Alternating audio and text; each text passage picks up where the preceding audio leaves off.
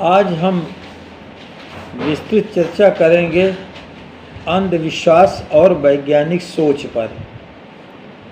समाज और सरकारें दोनों ही अंधविश्वास को बढ़ावा देने में लगी रहती हैं। समाज बिना जाने समझे और सरकार समझते हुए इस कार्य में सहयोग करती है। अब हम आपको एक उदाहरण देते हुए अपनी बात को पुष्ट करते हैं। दिव्य विभूति, ब्रह्मलीन, पूजनीय संत, प्रातस्मरणीय, चिरस्मरणीय शोभन सरकार, जिनका वास्तविक नाम महंत विरक्तानंद था, हम उनको प्रणाम करते हुए वार्ता प्रारंभ करते हैं। वो एक भगवान के तुल्य हैं। उनकी मान्यता कानपुर के आसपास कई जिलों में ईश्वर के समान रही है। संत सदैव समाज और देश की भलाई चाहते हैं। वो ये नहीं चाहते कि कोई दुखी रहे, किंतु दुख उसी का दूर होगा जो वास्तविक रूप में सही व्यक्ति है। सबका वो दुख दूर नहीं कर सकते। जो व्यक्ति चारित्रिक गुणों से उत्कृष्ट है, जो क्रियाशील है, उसे ही उनका आशीर्वाद प्राप्त होता है। वो सोते जागते समाज और राष्ट्र की भलाई ही चाहते हैं। संत शोभन सरकार ने वर्ष 2013 में उन्नाव जिले के डौंडिया खेड़ा में राजा राव बख्श सिंह के खंडार हो चुके महल में 1000 टन सोने के भंडार होने की भविष्यवाणी की। उन्होंने कहा कि हमने ये रात्रि में स्वप्न देखा है कि इस किले के अंदर 1000 टन सोना उपलब्ध है। ये उनकी भविष्यवाणी दूसरे दिन लीडिंग पेपरों की मुख्य हेडिंग बनी और इसके बाद में सबका ध्यानाकर्षण गया कि इतनी बड़ी संपत्ति अगर यहाँ मिल जाएगी तो इस देश का, प्रदेश का कितना भला होगा। अब इसके बाद में वहाँ उसके पहले से ही 4 हिस्सेदार आ गए। एक तो राजा के वंशज लोग उन्नाव में डेरा डाल दिए। उन्होंने कहा कि अगर ये स्वर्ण निकलता है तो ये इसमें हमारा दावा होगा। दूसरे दावेदार हो गए ग्राम प्रधान। उन्होंने कहा कि हमारी ग्राम पंचायत की भूमि में ये महल बना है, इसलिए ये स्वर्ण हमारा होगा। उस समय समाजवादी पार्टी की सरकार थी, तो राज्य सरकार ने कहा ये सारी संपत्ति राज्य की होगी और केंद्र सरकार ने अपना दावा ठोका। उन्होंने कहा कि अगर ये धन निकलता है तो इस तरह की भूगर्भ से जो निकलता है वो केंद्र सरकार का होता है। अब चारों के अपने अपने दावे थे। यहाँ पर खुदाई प्रारंभ होने के पहले न ही उस भूमि का परीक्षण किया गया। तमाम भूगर्भवेत्ता हैं, तरह तरह की मशीनें हैं, उससे जांच परख लेना चाहिए। सरकार को अपनी वैज्ञानिक सोच का प्रमाण प्रस्तुत करना चाहिए। आज समुद्र के अंदर कुएं निकल रहे हैं, उनकी खोज कर लेते हैं अत्याधुनिक मशीनों से, लेकिन यहाँ पर कोई खोज नहीं हुई। 19 नवंबर 2013 को खुदाई का कार्य प्रारंभ कर दिया गया। प्रदेश सरकार के लाखों रुपए खर्च हुए। देश विदेश के पत्रकार, पुलिस, प्रशासन, शासन इस कार्य में तल्लीनता से जुटे रहे, लेकिन असंयोग से वहाँ 1 मिलीग्राम भी सोना प्राप्त नहीं हुआ। और इसके बाद में पूरे विश्व में सरकार के इस अंधविश्वास की जग हंसाई हुई। अब हम आपको दूसरे दृश्य की ओर ले चल रहे हैं। एक कथावाचक जिनको सरकार ने वाई श्रेणी की सुविधा दे रखी है, जिसमें 10 पुलिस के जवान और 2 कमांडो रहते हैं। इसी बीच में वो बालाजी के सम्मुख दरबार सजाते हैं, जिसमें भूत प्रेत बाधा दूर करने का दावा भी करते हैं। लेकिन ये कौन बताए कि यह मनोरोग है, इसका इलाज है। किंतु इस देश के अधिकांश नागरिक इन दरबारों पर विश्वास करते हैं।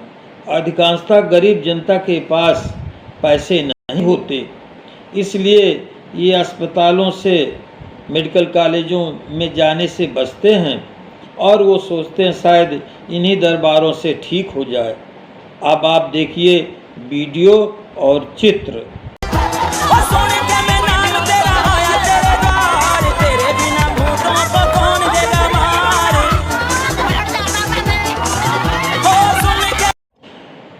दृश्य 3।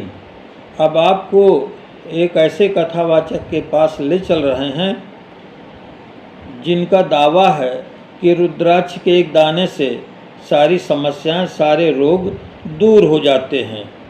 वो लोगों को ऐसा विश्वास जमाते हैं।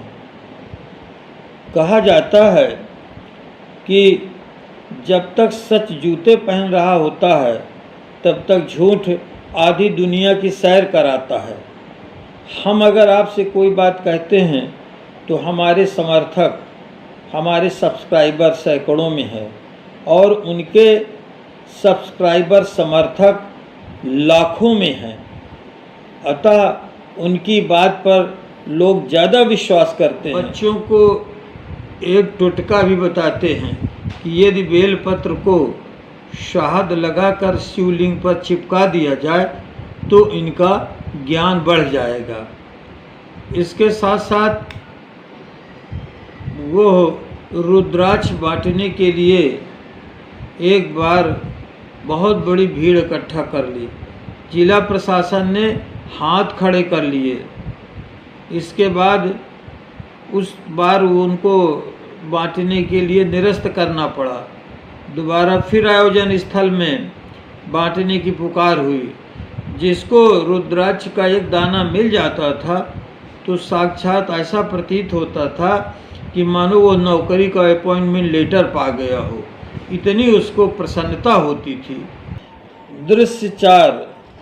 साकार विश्वहरि के प्रवचन के दौरान इस देश के 122 महिलाओं, बच्चों ने अपनी जान गंवा दी है।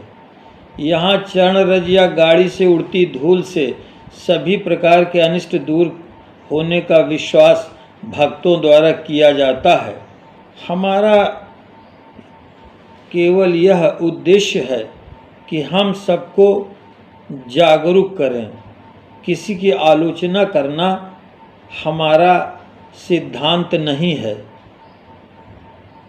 यजुर्वेद में एक मंत्र है, वयम राष्ट्रे जागृयाम पुरोहिताः, अर्थात हम इस राष्ट्र के जागरूक प्रहरी हैं। आशाराम बापू न्यायालय से अपराध सिद्ध होने के बाद आजीवन कैद की सज़ा पाए हुए जोधपुर की जेल में रहते हैं, लेकिन उनके हजारों भक्त आज भी वहाँ जोधपुर की जेल के आसपास पूजा करते हुए दिखाई देते हैं। सच्चा डेरा सौदा के राम रहीम के ऊपर सेवादार युवतियों के माता पिता ही अपनी पुत्रियों के शोषण को सिरे से नकारते रहे। उनकी पुत्रियां अपनी आप बीती रो रो करके बताती रहीं, लेकिन अंधविश्वास का इतना मोटा पर्दा पड़ा था कि वो इसको मानने के लिए तैयार ही नहीं थे। वो कहते थे भगवान पर इस तरह के आरोप मत लगाइए। अब भी जब सारी दुनिया समझ गई है, सारे रहस्यों से पर्दा उठ चुका है, फिर भी आज भी उनके भक्त उनकी उस बातों को मानने के लिए बिल्कुल तैयार नहीं है।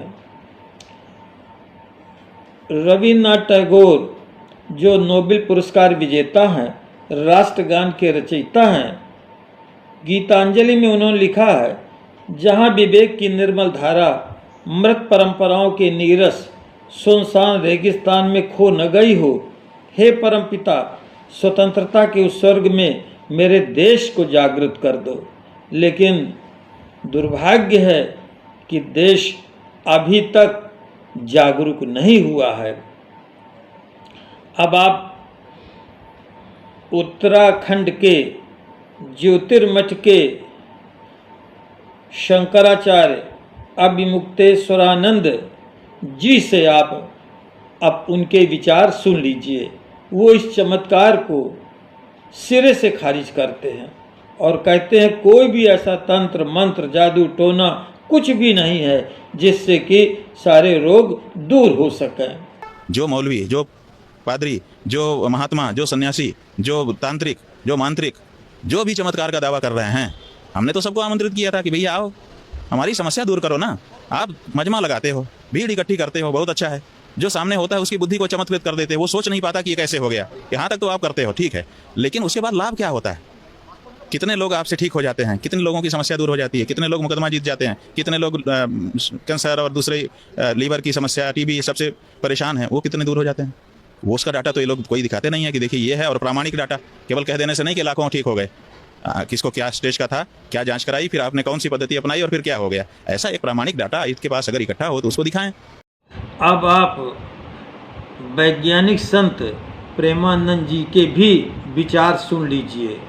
भगवान ने हनुमान जी को दवाई लेनी भेजी थी, नहीं भेजी थी, तो आप समझो वहां छू छा वाला बुला लेते हनुमान जी। उस समय विश्व में कोई तांत्रिक, कोई मंत्र, अच्छा राम जी से बढ़कर कोई हमें क्या है। लेकिन दवाई लाई गई कि नहीं लाई? वैद्य बुलाया गया, दवाई लाई गई, पीस के पिलाया गया, पूरी कथा है। तो इसीलिए भाई हम कहते हैं नौटंकी नाटक पर विश्वास मत करो। जब तुम्हें कोई रोग हो तो डॉक्टर, अच्छे डॉक्टरों से सलाह लो, अच्छी दवाइयां लो और भगवान का नाम जप करो। ये कलावा बांधने से, जंतुर बांधने से रोग नष्ट नहीं होते, पाखंड केवल है और कुछ नहीं। सच्ची बात है तो हमसे मान लो। हम शिक्षक ठहरे, हमारा उद्देश्य है कि हम बनाएंगे नागरिक जो होंगे अंधविश्वासों से मुक्त, वैज्ञानिक दृष्टिकोण से भरपूर। अब हम अगले कड़ी में स्वामी रामदेव जी को बड़े आदर के साथ उनका नाम लेते हैं। उन्होंने कोरोनिल दवा बनाकर कोरोना की टीका बनाने का दावा किया, किंतु इस पर सुप्रीम कोर्ट ने कड़ी फटकार लगाई और उनको माफ़ी मांगनी पड़ी। हम ये जानना चाहते हैं कि ऐसा कौन सा दिन आएगा, देश को कौन सा ऐसा अवसर प्राप्त होगा कि इनके अंधविश्वासों से पर्दा उठेगा, लोग समझेंगे और इनके दावों की सच्चाई इनके द्वारा बताई जाएगी। ऐसा अवसर कब आएगा और कब लोग जागरूक होंगे? तो अंत में हमारा आप सभी से यह निवेदन है कि आप अंधविश्वास से दूरी बना करके चलें। आप अपने परिश्रम पर, अपने बुद्धि लब्धि पर, अपने कार्य पर विशेष फोकस करें और इस तरह के किसी भी चमत्कार की आशा न करें। धन्यवाद।